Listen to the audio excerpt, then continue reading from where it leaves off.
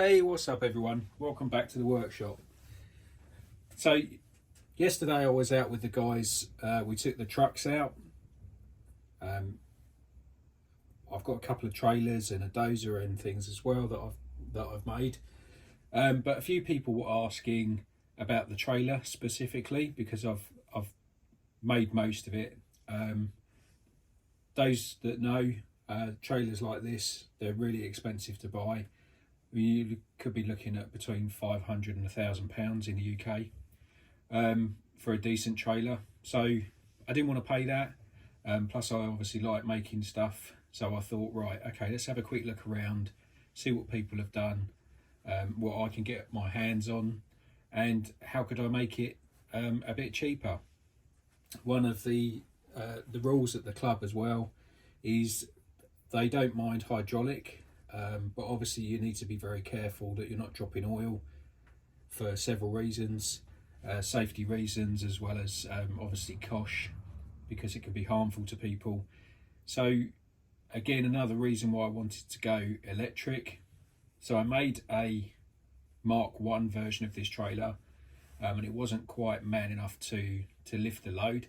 It would do it, but it wasn't sort of scale looking. It took ages to lift, and you could really hear it struggling. So I made a couple of modifications and sped it up, and it's a lot more realistic speed wise now. Now at the club they use these, I seem to have brought loads home with me, but they use these little rubber chips in like the digging area. Now they're fantastic, but they do go everywhere. I've got them literally everywhere. It's not through my bad loading, someone else was loading, so not my fault there. But when this is full, I'd say this probably weighs around 3 kilos. So it's still quite heavy. It's quite a lot to lift, but it does lift it pretty well. So what I'll do, I'll get it hooked up, I'll show you it working, and then we can look a bit more in depth as to how I've made it. Right, so hopefully you can see them both okay. I don't really need the truck other than the fact that it's connected to the trailer at the moment because it sends a signal through for it to go up and down. The trailer's not completely independent. Do you have to have this tether cable? At the moment it's an ugly Futaba lead, but I'm working on that. So starting at the front, we've got the deck, which was 3D printed. On top of that, I've put a box to put all the electronics in. We'll go into that in a moment. The body itself is 2 Brooder tractor trailers, and they've been cut and I've joined them together.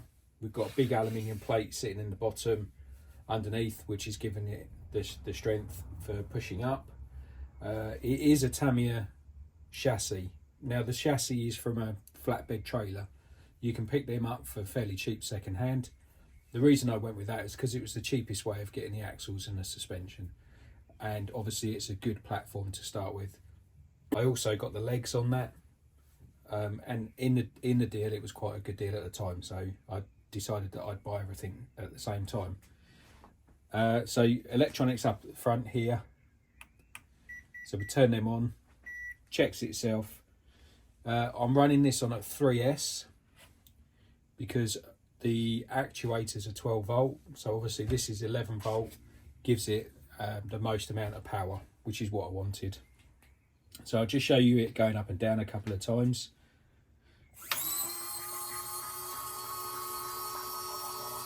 So as you can see, it's fairly quick. It's probably similar to what a real tipper would be. I used to work on trucks, so you know, I know how they work and what have you. Down is a bit slower because generally they don't power down, they just use the weight of the body to lower down.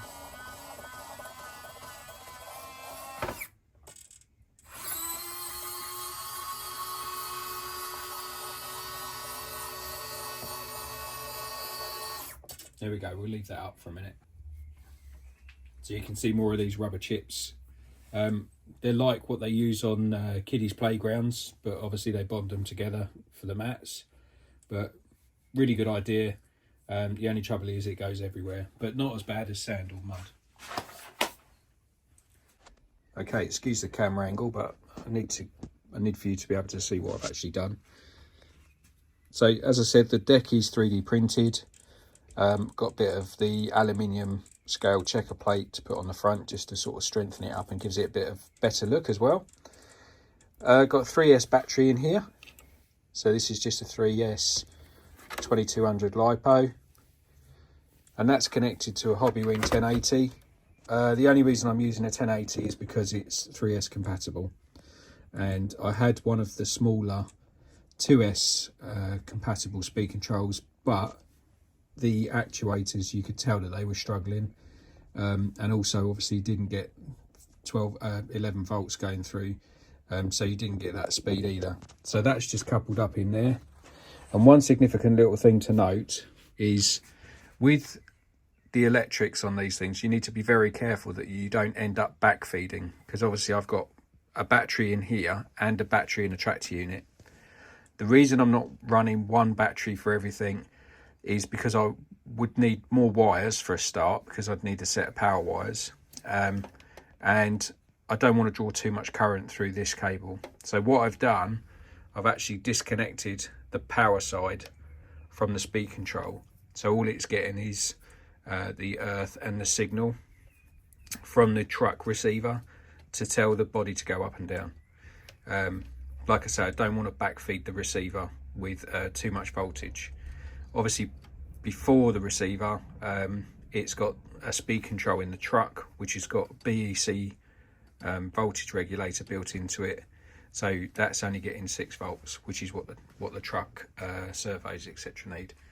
So I hope I've explained that okay, but basically I don't want to end up backfeeding the truck receiver with the full voltage from this battery.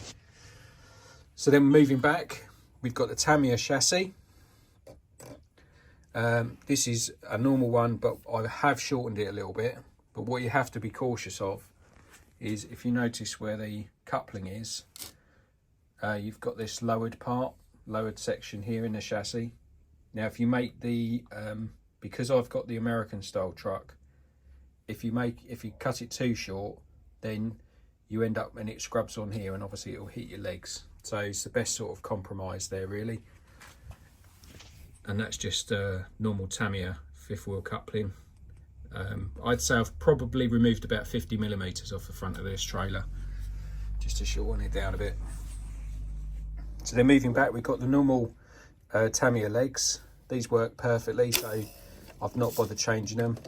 I might change them for the Lesu electric ones later on, but we'll see how we go with that. I've just put a couple of 3D printed air tanks underneath.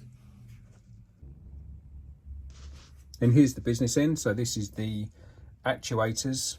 These are just 12 volt 100mm actuators from places like Amazon or eBay. I've made a bracket there so that they both fit onto the same bracket, and you can probably just about make out the aluminium plate that's in the bottom. Now the reason I put that in was so that the rams have something to push against. And then if you look just on the outside, you can just make out some small 10mm aluminium box section. And that's just all araldited in. It's nice and strong.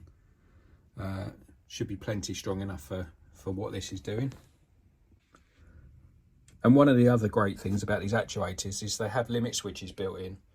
So if it's up at its furthest reach and I keep pushing up, it won't go anymore. It won't try and go anymore. That's the steering that's buzzing there. Once it's at the top, it just won't go any further, and the same when you go down. So once it goes down, it gets to the bottom, it will hit the bottom limit switch, and then it will just stop. You won't hear it keep powering. There you go, and it doesn't matter how much I press down, it won't go any further. So we'll go back up again, just to show you. Actually, while we go up, I'll just show you the little mechanism for the tailgate. So obviously you want the tailgate to open so that the load comes out. And all I've done is 3D printed these little covers here. Inside there's some threaded rod, and just connects up to this linkage And as you can see, as it starts to tip, it opens the tailgate. And I've made them in such a way that as soon as it starts to tip, it starts to open the tailgate. A lot of people use cables on here, but I just wanted to do it this way. I thought it looked quite cool. And then I've just made some brackets that go to the chassis to hold those on. We're now around the back end. So just as you can see that mechanism a little bit more for the tailgate. It's nice and simple. I did make a couple of bigger cross members for the trailer just to beef it up a bit, because where I was using screw holes and because of the positioning of the ram, I couldn't put anything in here. So I've moved them back, but I've made them a bit stronger. And then I also made the little pivot parts for the tailgate itself, for the back of the trailer, sorry. The bucket to pivot on. So they're nice and strong. And then I've just made a little 3D printed bracket for the rear bumper. And what I'll do, I'm going to get this kitted out with some LEDs as well, which should look quite cool. Now, anyone that does tarmacking does have the little trapdoor as well. I haven't tried it. I don't really have a use for it where I run these, so probably won't bother with that. But yeah, just show you it going down again. So I could speed this up. I could change the rates on the speed control. And again, the other good thing with the Hobbywing 1080 is obviously it's adjustable. You can adjust the speed and the voltage and all that sort of stuff as well. So there you go, that's the back of the trailer. A couple of 3D printed wings on it as well, or fenders. And then I didn't put mud flaps on, because generally on tippers you don't have them, because they often get ripped off because of the nature of what you're doing. So I haven't put them on here. And I'm going to get some billboards made for the sides, just to sort of tidy up a little bit really.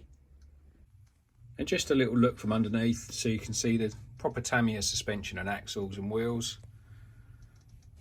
Those of you that know would probably see that it is a Tamiya chassis as well, because they've got that quite recognisable finish. See my air tanks, the legs, a little bit of wiring. All the wiring eventually is going to be tidied up and put into some sort of conduit, and then the fifth wheel coupling there. So there we go, that is the truck and trailer. Hopefully that little video's given you an insight on how you could make your own. So just a quick recap. The body is a couple of brooder trailers, cut and shut together. Tamiya chassis, Tamiya suspension, Tamiya axles and wheels and legs. And then I've just made some custom bits at the front. The little toolbox which hides the electrics. And we're running a 3S with a Hobbywing 1080. And that's more than plenty for what this needs. But it's what I had, so I thought I'd use it. So there you go. There's my King hauler as well. Hope you like it, guys. And if anyone's got any questions, pop them in the comments and I look forward to speaking with you. Catch you in the next one.